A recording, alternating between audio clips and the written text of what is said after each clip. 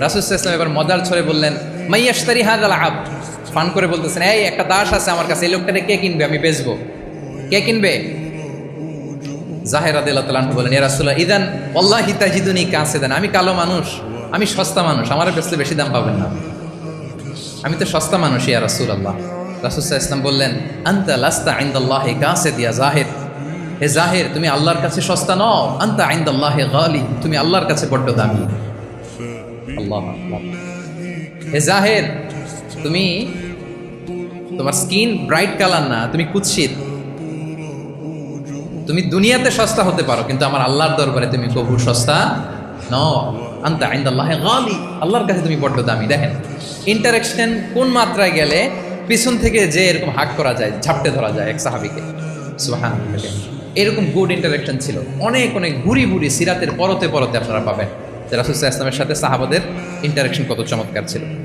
তাহলে 5 নাম্বার হচ্ছে good interaction with followers. দেখি মনে আছে কিনা। 1 নম্বরে কি ছিল, 2 নম্বরে, 3 নম্বরে কম্প্যাশন, 4 নম্বরে ইন্টিগ্রিটি, 5 নম্বরে মাশাআল্লাহ গুড ইন্টারেকশন উইথ ফলোয়ার্স। 6 নম্বরে হচ্ছে কারেজ, সাহসিকতা। নেতা হইতে হইলে সাহস লাগবে না? নেতারে বাঁচানোর জন্য কর্মীরা দৌড়াইতেছে সামনে, নেতা যদি ছোটে পেছনে, তাহলে হবে? হ্যাঁ, রিক্সার টায়ার পাংচার হলে যদি নেতা 3 লাফ দেয়, এটা কি নেতা? তাহলে কি? তাহলে তো তাকে নেতা বলা যায় না। কি বলেন? নেতার তো হি শুড বি কারেজাস, তার সাহসী হইতে হবে, দুর্দান্ত সাহস থাকতে হবে তার। রাসূল সাল্লাল্লাহু আলাইহি ওয়াসাল্লামের এরকম দুর্দান্ত সাহস ছিল, অত্যন্ত সাহসিকতার অধিকারী তিনি ছিলেন। এবং এই লিডারশিপ ট্রেটটা খুবই জরুরি, এটাকে বলে মাদার স্কিল। কারেজ যে মাদার স্কিল, এটাই সব। এই হিম্মত লাগবে। আর রাজুলু যু হিম্মা ইউহিল উম্মাহ, যার হিম্মত আছে সেই জাতিকে জাগাতে পারে, ঠিক কিনা? এই যে আমাদের কাছে তো উদাহরণ একেবারে হাতের কাছেই, এই যে 5ই আগস্টে, এই যে জুলাই আপরাইজিং, যদি কারেজ না থাকতো আমাদের তরুণদের, আমাদের জেনজিদের, তাহলে এই পরিবর্তন কি আমরা দেখতে পেতাম? না। আমি গল্প শুনছিলাম যে এই চট্টগ্রাম বিশ্ববিদ্যালয় থেকে 2 জন শহীদ হয়েছে, আল্লাহ তাদের কবরগুলোকে তুমি জান্নাতে টুকরা বানিয়ে দাও। এই যে আমাদের তরুণরা তাজা রক্ত দিয়ে একটা চেঞ্জ এনেছে, পরিবর্তন, এটা তো কারেজ, তাদের সাহসিকতার বহিঃপ্রকাশ, ঠিক কিনা? এটা লাগবে। কেউ যদি লিড দিতে চায়, লিডার হতে চায়, তার এটা লাগবে, মাস্ট। রাসূল সাল্লাল্লাহু আলাইহি ওয়াসাল্লাম অত্যন্ত সাহসী ছিলেন। 2-1টা উদাহরণ আমরা সিরাত থেকে দেখি। একবার মদিনাতে রাত্রিবেলা বিকট একটা আওয়াজ হলো, বিকট আওয়াজ, এত আওয়াজ সবাই ঘুম থেকে জেগে গেল। ঘুম থেকে জেগে সবাই হতভম্ব, কিরে এত আওয়াজ তো মদিনাতে কখনো শুনি না, ঘটনা কি? কেউ ঘোড়া নিয়ে, কেউ উট নিয়ে, কেউ খচ্চর নিয়ে, কেউ এমনি খালি পায়ে ছুটতে আরম্ভ করলো আওয়াজের দিকে, দেখি যাই কোথায় কি হলো।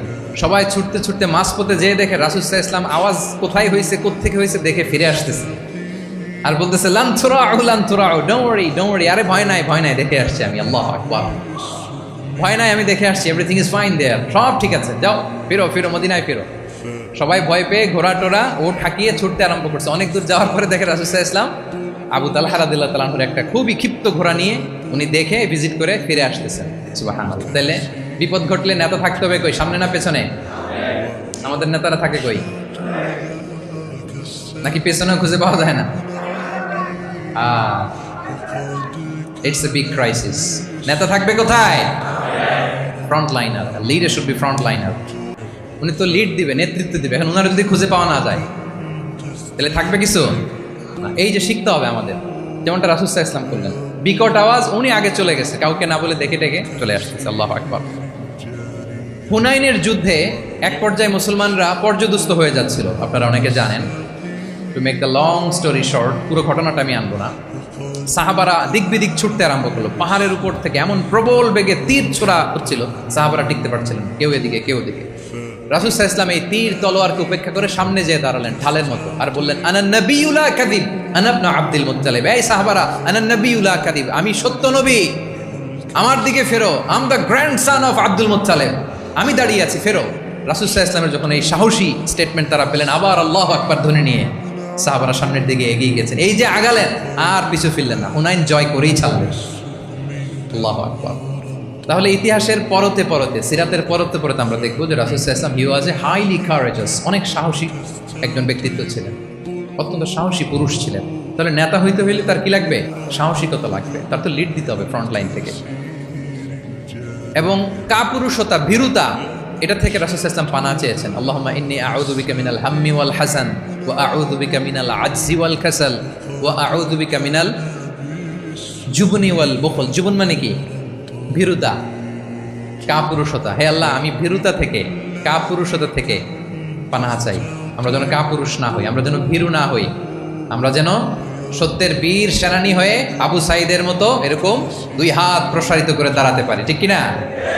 এই যে কারেজাস আবু সাঈদ, হ্যাঁ, he is the icon of courage of Bangladesh. কি বলেন? এই যে বুক টান টান করে যে হাত দুইটা প্রসারিত করে দাঁড়ালো, আল্লাহু আকবার, গোটা বিশ্ব এখন তাকে আইকনিক ফিগার হিসেবে মেনে নিছে। কি বলেন? গোটা বিশ্ব তাকে চিনছে, তার জন্য দোয়া করছে। তাহলে courage it's an essential leadership trait, এটা লাগবে প্রিয় ভাইয়েরা। আল্লাহ তাআলা এই কারেজ, এই সৎ সাহস দিয়ে আমাদেরকে ধন্য করুন।